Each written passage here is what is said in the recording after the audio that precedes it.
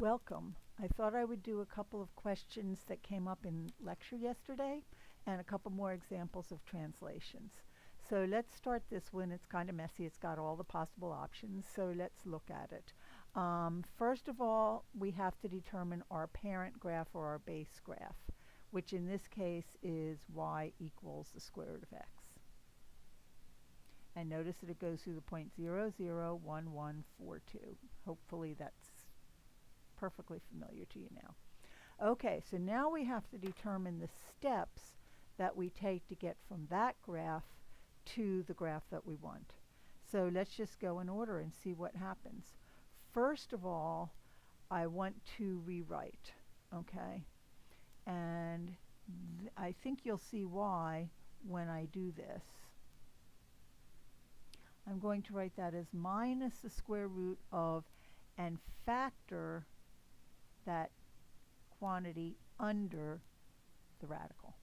And then that's minus 2. Okay? All right, so we start there. Then we just start with our translation. So we start with y equals the square root of x. And the first thing we're going to do is the reflection. And we know that reflects through the y-axis. I'll just abbreviate that, through the y-axis. Okay, so that takes this graph and it shifts it back. And so it looks like this. So that's our first step. All right, then step 2 says take that graph and replace x with x minus 3. And you see now why we wanted to factor out the minus, so we do the reflection before the shift, and we see that that shifts that graph right. 3 units. So our point 0, 0 becomes a point 3, 0. This is negative 1. 1 becomes 2, 1. And this is negative 4, 0. We're shifting it 3. So 1, 2, 3. And I mean negative 4, 2. So we get this graph.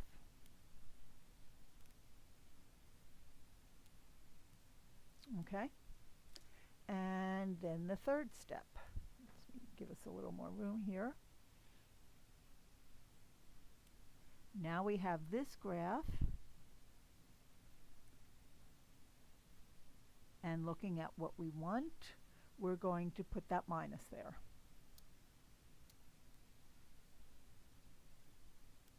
And we know that reflects over x-axis.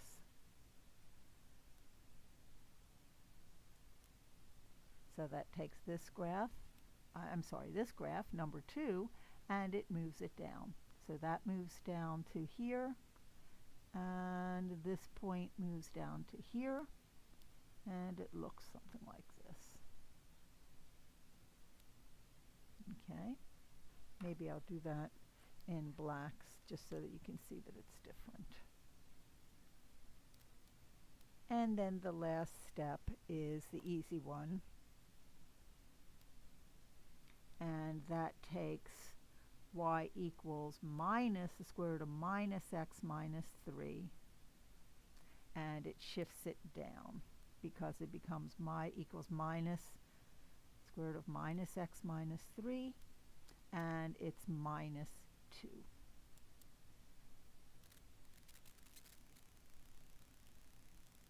Okay, so our final graph should take this graph and shift it down 2 units. So it should look something like this.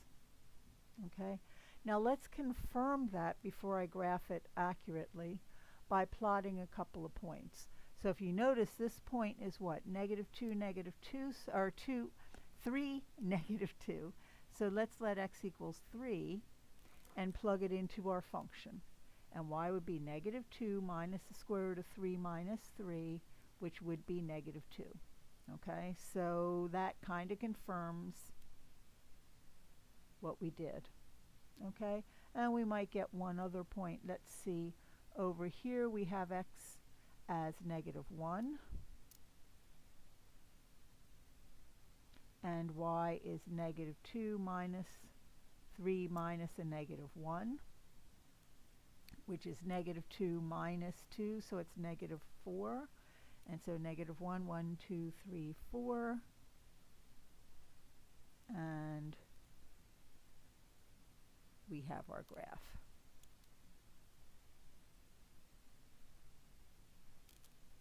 So the first critical step is to, and I'll do that, overlay it in red so we can see the final graph. So the first critical step was rewriting by factoring out the minus inside, and I like to put the constant, the plus or minus, the y part at the end, because that we know that'll be the last step. And then we do the reflection before we do the shift, reflection before we do the shift.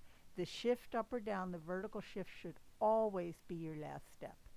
And then we confirmed it by plotting a couple of points. Okay? What is the domain of this function?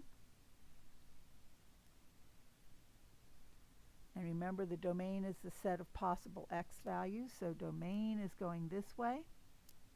So it looks like it's minus infinity to 3. And the range is the set of possible y values. And it looks like they range from minus infinity to negative 2. Okay? And we can confirm that again by looking at the equation. The domain, we know that what's under the radical has to be greater than or equal to 0. It's okay to have the square root of 0 there. So minus x is greater than or equal to minus 3, and x, if we divide by negative 1, that switches that, so it's less than or equal to 3, and sure enough, that's the same domain as our picture. And then the range, notice that y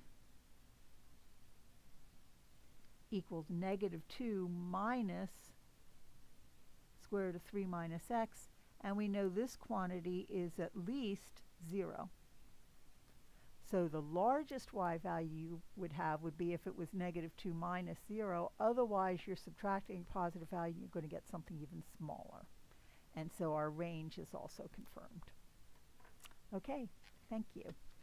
Now, two other questions that came up. That graph omitted one thing, and that was the compressions. And this was a question that came up in lecture, so I wanted to do one. And we want to talk about stretching the graph horizontally and compressing the graph vertically. And the question is, does it give us the same graph? So let's look at this. If we're given y equals f of x, then y equals g of x is found by stretching the graph of f horizontally by a factor of 2. Okay? And remember how we do that. We divide essentially x by 2. And so that means you have to double each x value to get the corresponding value in the original graph. Okay? And then h of x compresses the graph vertically, which means it squashes it down by a factor of 2, so that's going to be 1/2 times f of x. Okay, so make sure you see the difference. One is horizontal and it stretches, the other is vertical and it compresses. Now the question is, and it came up in class, are these two going to be the same thing? So let's start with our original graph. Y equals the square root of x. And again, we know the points that it goes through. We have 3 points that we know right off the bat. Okay, so we are going to look at g of x first.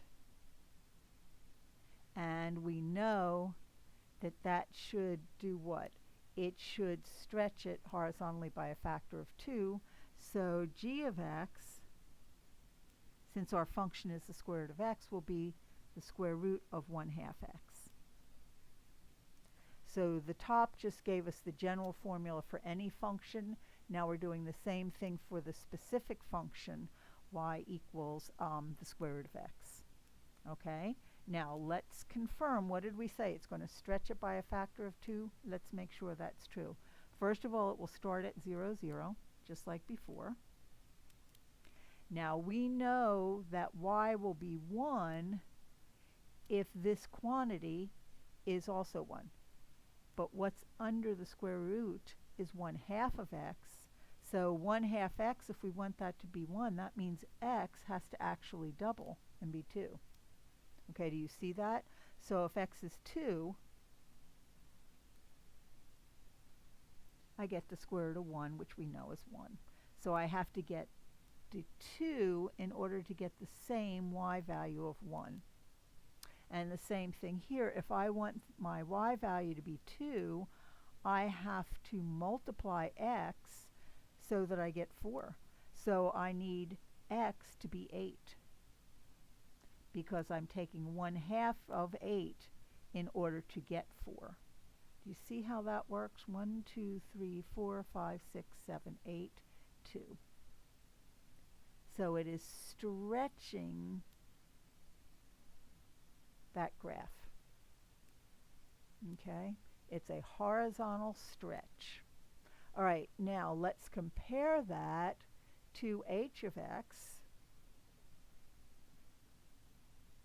which is the vertical compression. Okay, and so it's going to be 1/2 f of x, which is the square root of x. So it's half of the square root of x. Okay, now notice what that does. It doesn't change the x values.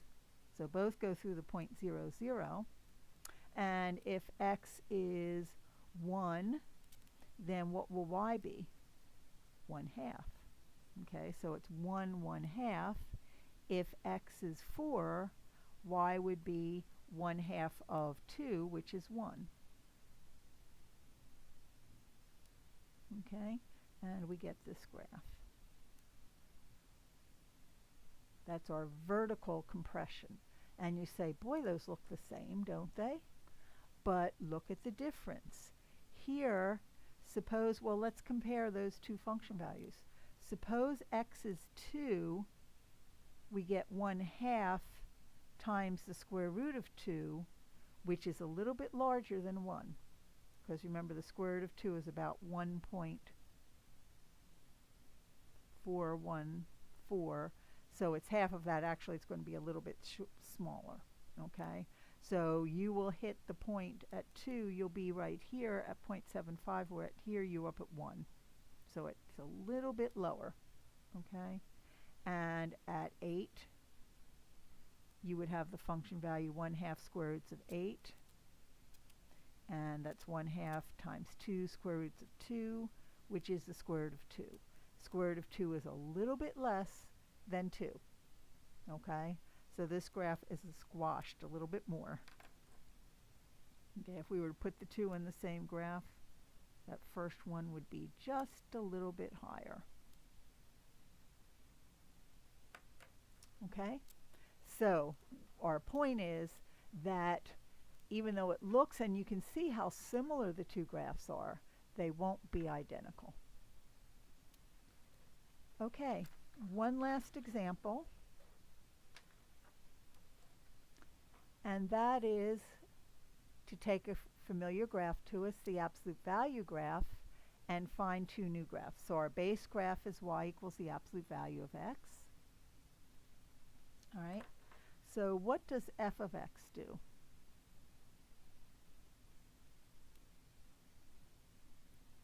It does what? It is a vertical stretch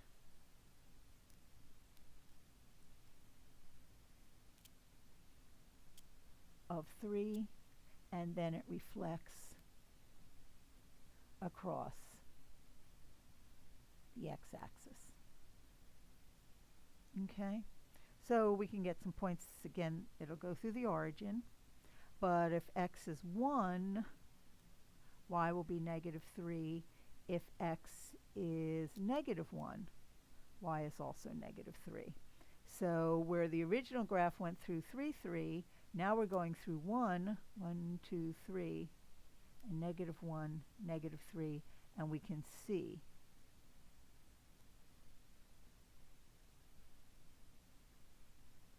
okay, and that is f of x. Now, what's g of x?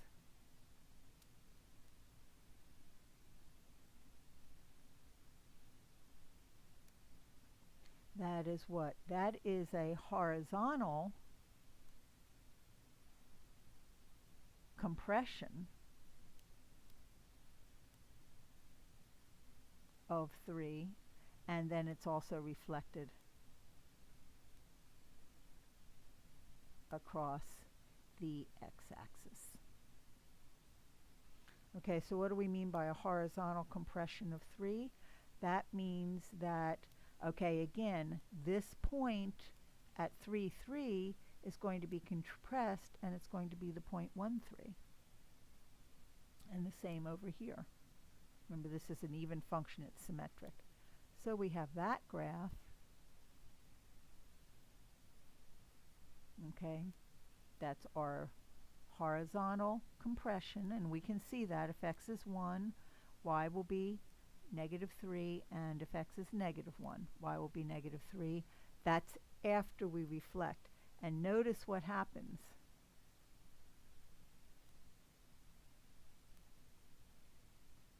These two are the same. Okay, look at our picture. Sorry about that. Push it up so you can see it. We get exactly the same function values. Now that makes sense too, because if we look at it, f of x equals -3 absolute value of x.